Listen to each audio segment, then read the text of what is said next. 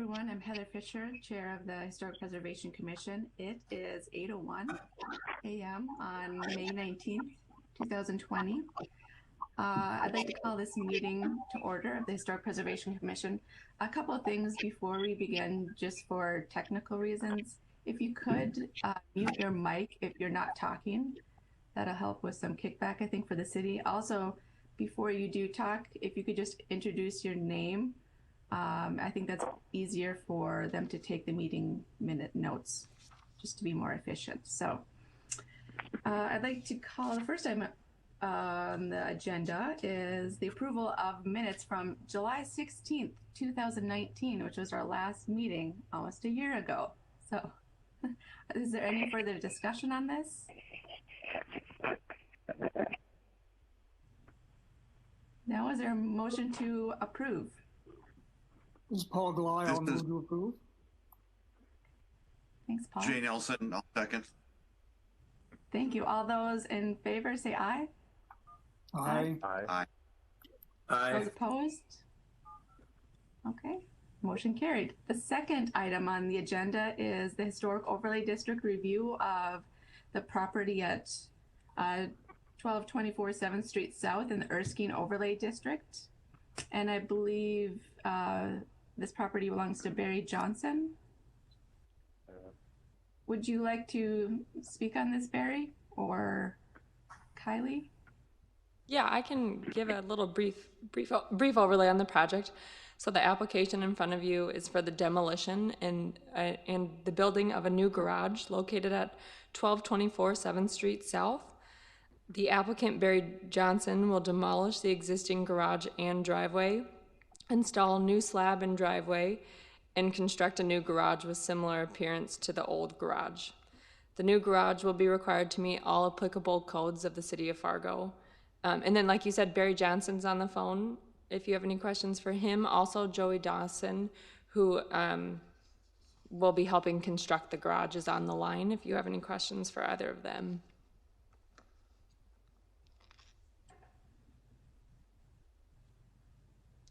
I don't know, Joey, if you want to go ahead and give a little brief overview of the project. Actually, I think Matt is on the line right now, so he knows more. This is Matt Dawson. I'm the general contractor for the project. Kylie's description was a pretty good description of it. It's right now the project's, I don't know if you have the plans in front of you or not, the garage that's similar in size and appearance to the existing garage.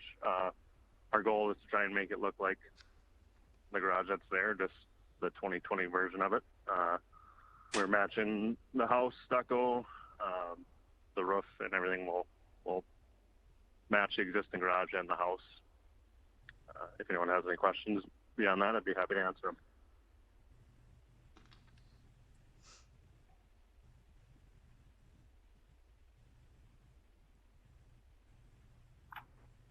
Well, this is Paul Glye. I don't have any questions. The project looks good to me. These old garages were pretty flimsy, and it's good to see you're building a new one that's that looks good and is in keeping with the old one. Thank you. I would second that with Paul. Absolutely. I understand I'm going through similar garage struggles myself, so I can commiserate with you. Any further discussion? Is there a motion to approve? This is Paul again. I'll move approval. Nathan Larson, I'll second. Thank you. All those in favor say aye. Aye. Aye. Those opposed? All right, motion approved. Thank you. Thank you. The second item on the agenda is the Oak Grove Neighborhood Historic Overlay District. Kylie, did you want to speak on that? Yes, staff is currently working with Carol Pearson of the Oak Grove neighborhood to establish a historic overlay district. As you can see in your packet, the proposed overlay district would be south of 8th Avenue North and north of the river, east of 1st Avenue North, and west of Short Street North. Carol has previously held a neighborhood meeting, and her neighbors have surveyed the homes in the proposed boundary.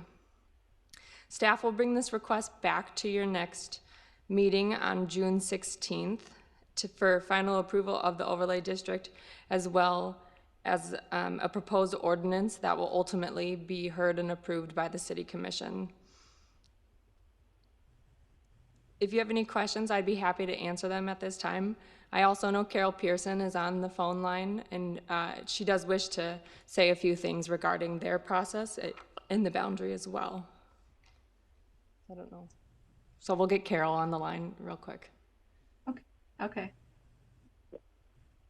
Am I on? Yes, you are, Carol. Okay, thanks. I wanted to thank the people that have helped, particularly our neighbors, Jackie Smith, Diane Elkin, Mary Jo Cayley, Maggie Spear, Mary Zippel, and Mac Butler, and myself spent many hours doing the surveys and the photos. But plus, we'd like to thank Paul Gley and Steve Martins and Don Morgan for coming to several of our meetings and giving us advice, and also to Kylie, thanks to Kylie and Megan as well. We're certainly looking forward to very much to working further on this HOD project, and are ready to answer any questions to our ability, and want to know what the next steps might be in your perspective. We've been following that brochure from the planning department, that's historic overlay districts, and on the back it gives the steps for creating a district, and so I wondered where we fall in those steps so far. Thanks. So I can give a kind of brief overview of the steps and where we're at. Currently, we are just bringing this to you guys just as a brief introduction. Our next step from staff is to notify the neighborhood within 300 feet of this proposed boundary. So that'll happen in the next coming weeks, which is why we also need to bring this back to your meeting. We have to have a public meeting at the Historic Preservation Commission level to start this process. Once we get that going, we can move this forward to the July Planning Commission for their recommendation to move forward to City Commission. Again, that'll get noticed out to the neighbors within 300 feet of this proposed district, and we'll have a public meeting on that. And then we can advertise and move forward to the City Commission, where that will be heard twice. They'll have 2 readings on the proposed ordinance, and then any public comment will be heard during this whole process, and any changes that need to be made we can make during that time. So I think right now what staff is looking for from your commission between this meeting and the next meeting is any thoughts on the proposed boundary as it's laid out right now. Like I said, Carol did do surveys, and so if you'd like to see those, I can get that to you all so we can make sure that the criteria is being met for the proposed boundary. And then I will also work on a draft ordinance that will probably be similar to what we did last year in the Jefferson Historic Neighborhood. So I don't know if you guys have any questions right off the bat. We don't need to vote on this. Like I said, it'll come back next month. Okay, I was going to ask you if we need to vote on this, but basically if there's any questions at this point from anyone. Yes, correct. Okay. I have no questions at this point. I'm sorry. Go ahead, Jay. I have a quick question regarding the 300-foot notification. Mm-hmm. So looking at the aerial map, are you notifying people that are outside of the district 300 feet all the way around? Is that common? Yes. Is that the way that works? Yeah, Okay. we'll notify within the district and then 300 feet without as well. So is the Jesse Craig apartment complex that's contemplated, is that outside of the district or inside the district? We left that out of the district. Most of that area is zoned DMU, and we felt that that would not be appropriate for the historic overlay district at this point in time. Okay, thank you. Mm-hmm.